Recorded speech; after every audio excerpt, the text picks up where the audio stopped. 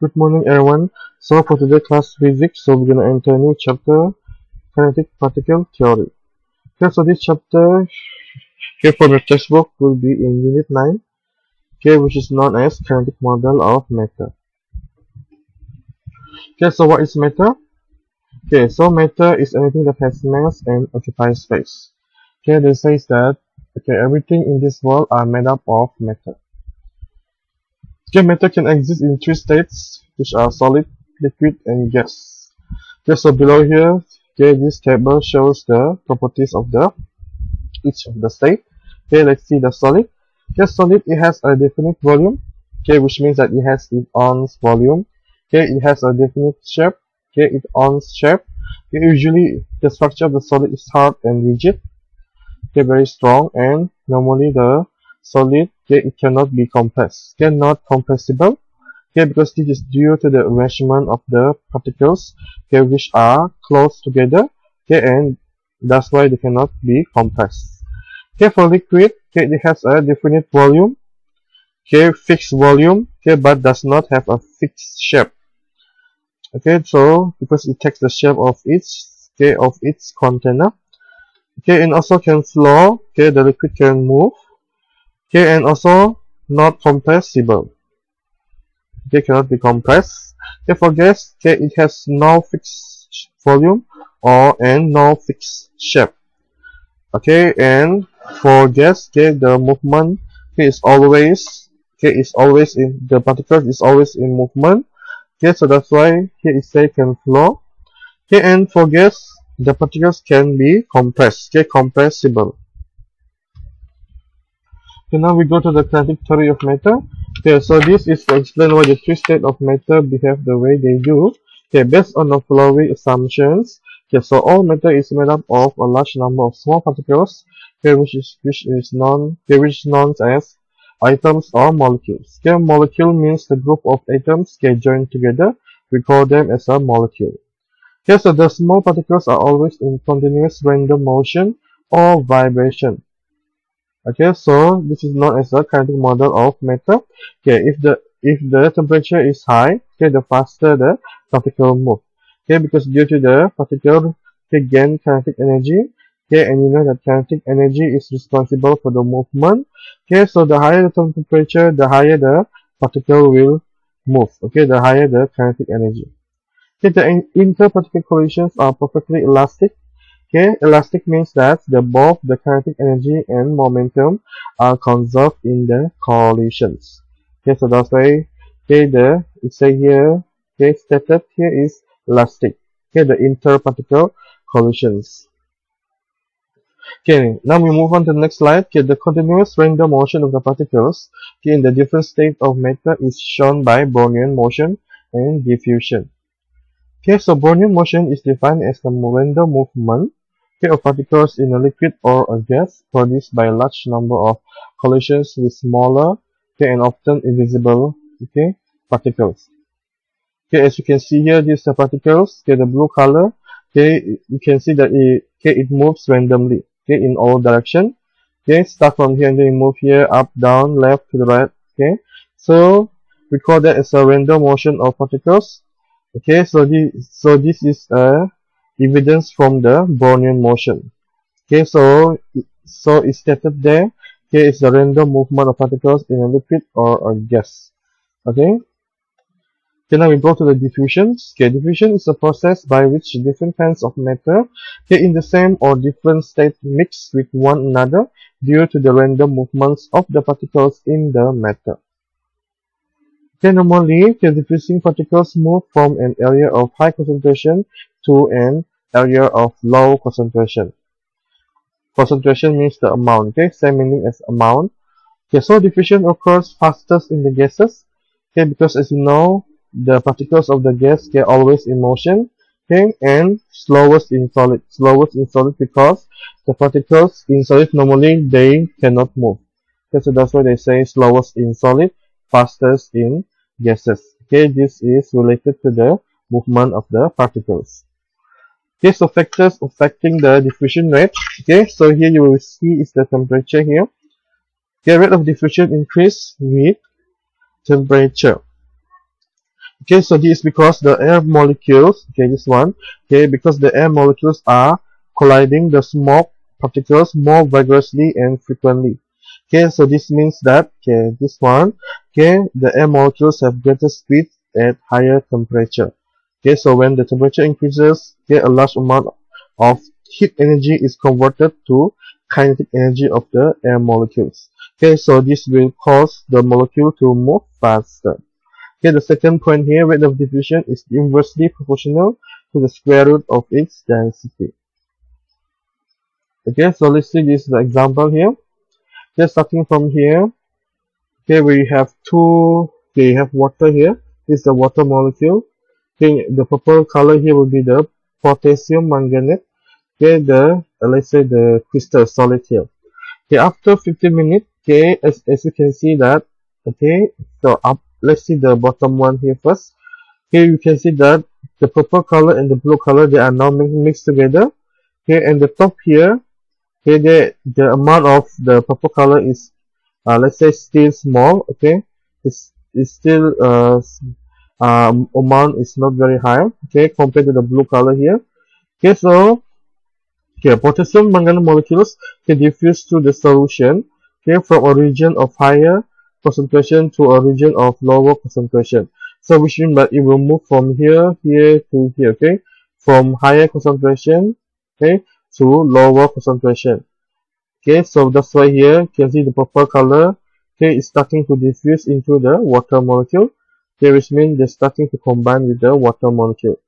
Okay, if you plot the graph here, as you can see here, okay, you have the concentration on the y-axis. X-axis will be the position. Okay, if A, the concentration of the purple will be high. Okay, compared to B, okay, it's getting lower and lower and lower. Okay, so which means that the particles, okay, starting to move from higher concentration to lower concentration. Okay, so from here to here. Okay, so after, this is after 15 minutes. Okay, let's say after 4 hours. Okay, so as you can see that, okay, the purple color is already diffused completely, okay, with the water molecule. Okay, the purple color, which is the potassium manganate. Okay, so the concentration of particles now evenly spread. Okay, evenly spread. You can see that the particles are now combined, okay, equally. Okay, the numbers of the particles are now equally, okay, through the solutions. Okay, so the potassium manganate, okay, solution after 4 hours. Okay, so we can say that equilibrium is reached. Okay, they are now balanced. Okay, we call this as a diffusion process. Okay, so now solid, liquid, and gas. Okay, this is the arrangement of the particles. Okay, you can see this. Okay, they are rigid. Okay, this one, there's a still little space here. Okay, and for gas, the space, okay, are quite big. Okay, which is the intermolecular forces between the particles are weak. Okay, compared to this and this. Okay, so let's see the molecular model of the split state of matter. Okay, for solid molecules, okay, arranged in a regular pattern. Okay, regular pattern known as a lattice. Okay, so that's why it say it has a fixed, okay, or definite shape and volume. Okay, for liquids, okay, liquid molecules are not arranged in any particular pattern, so no definite shape. Okay, same goes to the gases. Okay, gas molecules are not arranged in any particular pattern, so which means no definite shape. Okay, no fixed shape. Okay, and then the attractive intermolecular forces are very strong, okay, and are able to hold the molecules in fixed positions. Okay, so that's why the particles of the solid, okay, they are arranged in arrangedly order. Okay, they are close together. Okay, for liquids, the weaker the intermolecular forces cannot hold the molecules in fixed positions. Okay, the molecules move among one another. Okay, so that's why it say can flow. Okay, the intermolecular forces are negligible, okay, very small or very super weak. Okay, so molecules can move freely, okay, can move freely, so can flow easily and completely fill the container.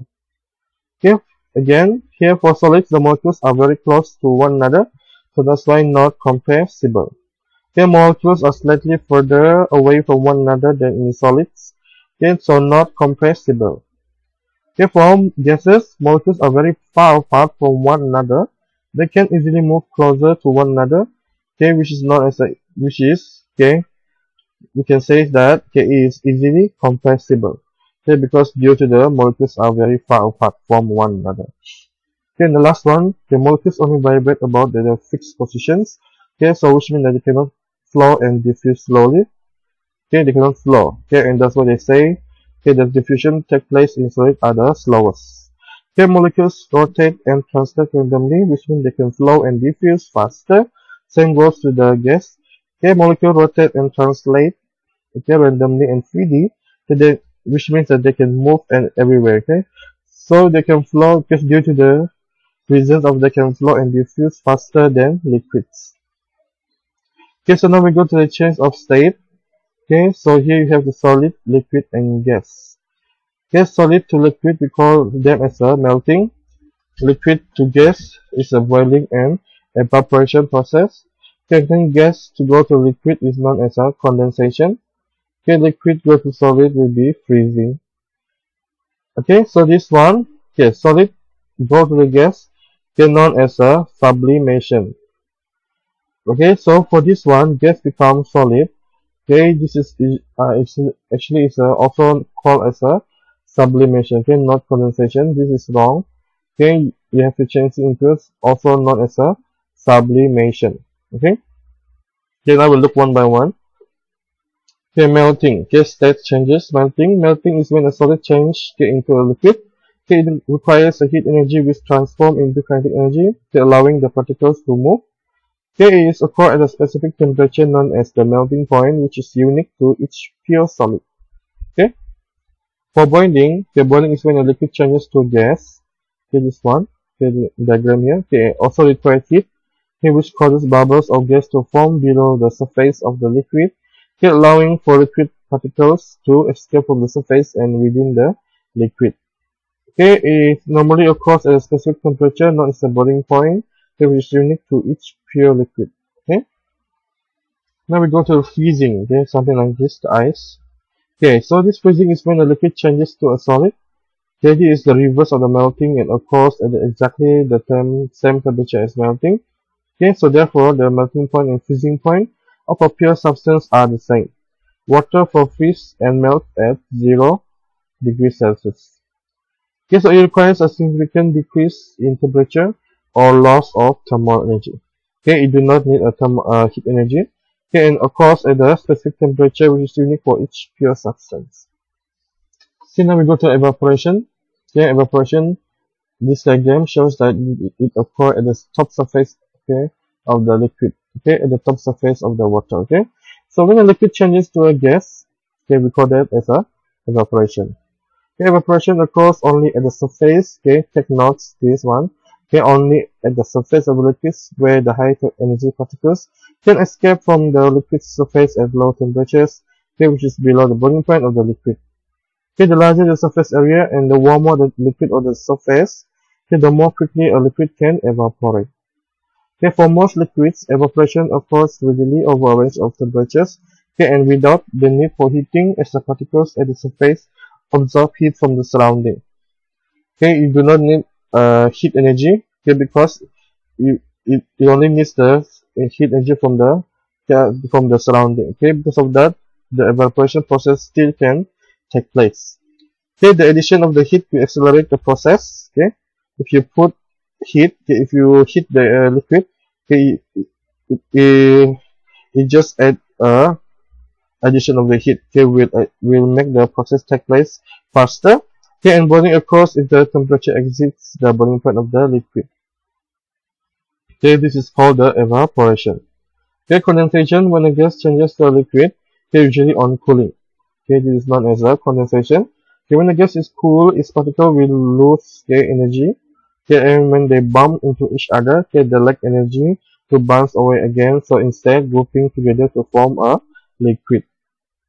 Okay, no energy is required, okay, which is the heat energy, okay, for condensation to occur, okay, and it takes place over a range of temperature. Okay, now we go to the last one, sublimation. Okay, sublimation, okay, when the solid changes directly into a gas, okay, for example, like the dry ice. Okay, so this happens to only a few solids such as the iodine and solid carbon dioxide. Okay, this is a dry ice. Okay, so the reverse reaction also happens, okay, and is also called sublimation. okay, but sometimes called deposition or desublimation. Okay, sublimation occurs at a specific temperature which is unique for a pure substance. Okay, so now for today's class, we'll just stop here. Okay, so thank you for listening and watching this video.